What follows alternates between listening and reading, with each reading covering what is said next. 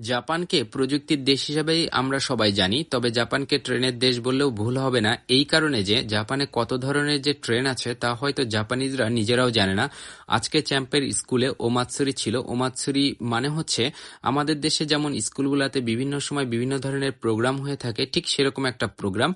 আর এই প্রোগ্রামে এরকম একটা ডামি বুলেট ট্রেনের ব্যবস্থা রাখা হয়েছিল যেখানে বাচ্চারা চড়তে পারে। আসলে জাপানের শিক্ষা ব্যবস্থা এতটাই উন্নত এবং পরিপূর্ণ যে ছোটবেলা থেকেই ওদেরকে নৈতিকতার শিক্ষা দেওয়া হয়, প্রযুক্তির সাথে পরিচয় করে দেওয়া হয়, সবকিছুই আনন্দ সহকারে বা খেলার মাধ্যমে, যে কারণে বাচ্চারা ছোটবেলা থেকে যা শেখে তাদের পরবর্তী জীবনে সেই জিনিসটাই অ্যাপ্লাই করে। আর এ কারণেই জাপান এত পরিপূর্ণ একটা জাতি, এত সুশৃঙ্খল একটা জাতি। আসলে ওদেরকে নৈতিকতার শিক্ষাটা একেবারে ছোটবেলা থেকেই দেওয়া হয় এবং এমনভাবে দেওয়া হয় যাতে বাচ্চারা সেই জিনিসটা আর কখনোই তার জীবন দশায় না ভোলে। আর এ কারণেই জাপান এতটা পরিপূর্ণ, সুশৃঙ্খল এবং পরিষ্কার পরিচ্ছন্ন জাতি হিসাবে প্রতিষ্ঠিত।